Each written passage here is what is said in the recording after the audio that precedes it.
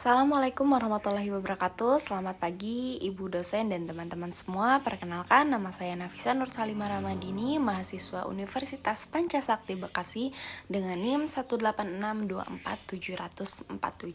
Pada kesempatan kali ini saya akan mempresentasikan materi dengan judul Membangun Kreativitas sebagai bagian dari tugas mata kuliah dan tugas UTS Kreativitas Inovasi yang dibimbing oleh Ibu Irvia Eriza MPD. Ide-ide baru menemukan solusi yang unik dan berpikir dengan cara yang berbeda dari kebanyakan orang. Dalam kehidupan sehari-hari, kreativitas ini sangat membantu kita beradaptasi dengan menemukan cara baru dan menyelesaikan masalah. Sebagian mahasiswa, kreativitas sangat penting karena kita sedang berada dalam fase belajar, berpikir kritis, membangun karakter, dan karakteristik mahasiswa yang kreatif biasanya lebih mandiri, lebih inovatif, dan lebih siap menghadapi perubahan zaman.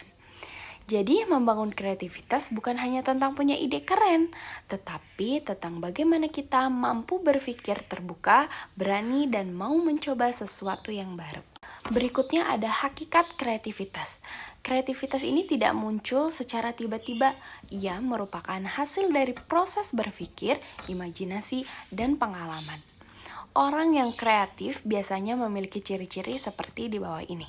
Peka terhadap masalah dan peluang sekitar. Yang kedua, berani mengambil resiko. Yang ketiga, terbuka terhadap hal-hal baru. Yang keempat, mampu melihat sesuatu dari berbagai sudut pandang. Misalnya, seorang mahasiswa yang kreatif akan melihat tugas kuliah bukan sekedar kewajiban, tapi kesempatan untuk mengasah kemampuan berpikir dan menciptakan sesuatu yang bernilai. Baik, selanjutnya, faktor yang mempengaruhi kreativitas. Kreativitas dipengaruhi oleh dua hal besar, yaitu yang pertama, faktor internal dan faktor eksternal. Faktor internal ini mencakup motivasi, rasa ingin tahu, kepercayaan diri, dan kemampuan berpikir imajinatif. Sedangkan faktor eksternal bisa berasal dari lingkungan belajar, dukungan keluarga, teman, atau bahkan dosen yang memberikan ruang eksplorasi untuk kita. Contohnya, suasana kelas yang terbuka dan mendukung ide baru bisa menumbuhkan semangat mahasiswa untuk berkreasi tanpa takut salah. Baik, yang slide selanjutnya ada hambatan kreativitas. Namun, dalam kenyataannya, kreativitas seringkali terhambat oleh beberapa hal. Misalnya yang pertama, seringkali kita merasa takut gagal. Yang kedua, lingkungan yang kaku, tidak mendukung. Yang ketiga, rutinitas yang monoton. Yang keempat, kurangnya kepercayaan diri. Ketakutan adalah musuh utama kreativitas. Banyak orang memiliki ide bagus, tapi tidak berani mengungkapkannya karena takut dikritik atau takut salah. Padahal kesalahan justru menjadi jalan menemukan ide yang lebih baik. Berikutnya, slide ke-6 adalah cara membangun kreativitas. Untuk membangun kreativitas, kita perlu melatih dengan cara-cara sederhana, seperti pertama, brainstorming atau curah pendapat agar ide-ide baru bisa muncul tanpa batas.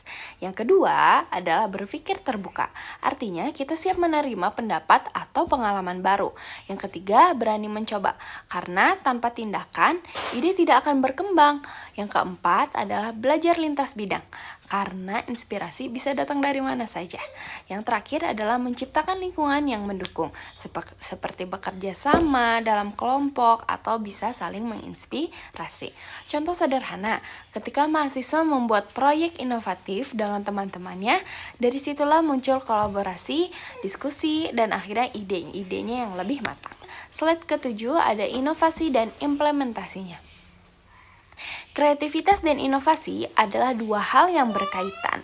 Kreativitas adalah menemukan ide baru, sedangkan inovasi adalah penerapan dari ide tersebut ke dalam tindakan yang nyata. Contohnya, dalam dunia pendidikan, inovasi bisa berupa metode belajar berbasis proyek atau teknologi digital. Dalam bisnis, bisa berupa pengembangan produk ramah lingkungan.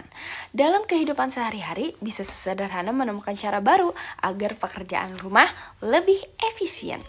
Jadi, kreativitas dan inovasi hanya berhenti di pikiran, tapi dengan inovasi, ide itu bisa memberi manfaat bagi banyak orang.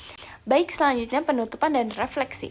Sebagai penutup, kita perlu menyadari bahwa kreativitas bukanlah bakat bawaan, tapi tapi kemampuan yang bisa dikembangkan. Setiap orang memiliki potensi kreativitas dan inovasi, asal kita diberi ruang, kepercayaan, dan kesempatan untuk berekspresi.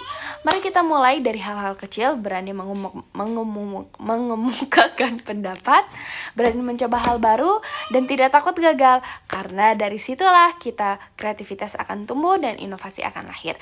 Terima kasih. Wassalamualaikum warahmatullahi wabarakatuh.